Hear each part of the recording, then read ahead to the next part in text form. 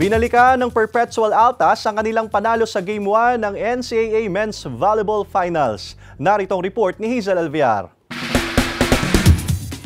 Sa NCAA Season 99 Men's Volleyball Tournament, tinapos ng 3-time defending champions Perpetual Altas ang elimination round na walang talo. Nasa kanila din ang reigning most valuable player na si Louie Ramirez. Kaya't laking gulat ng lahat nang matalo sila sa unang set ng Game 1 Finals laban sa EAC Generals. Disappointed ako kasi hindi lumabas yung training namin. Kaya after that, yung second set, medyo nagsalita ako sa kanilang motivation na we have to step up and dagdagan natin ng hard work and heart.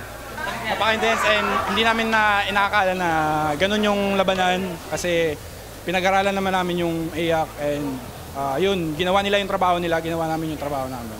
Masyado kaming number one sa daming tao tsaka siguro sa aura din na sa loob ng court pero yun after nun naka-recover kami pagdating ng second set hanggang fourth set.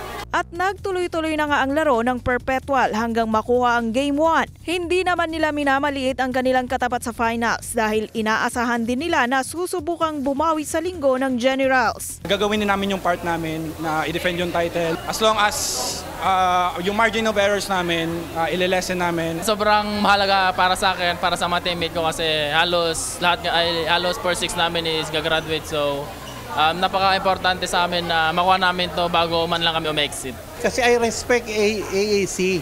From elimination hanggang ngayon, nag-improve sila. Laki ng in-improve nila. So ngayon, pinag-aralan din namin sila kung paano namin ma-stop sila. Abangan ang Game 2 ng NCAA Season 99 Indoor Volleyball Finals sa darating na linggo simula alas 12 ng tanghali live sa GTV. Hazel Alviar, Balitang Southern Tagalog.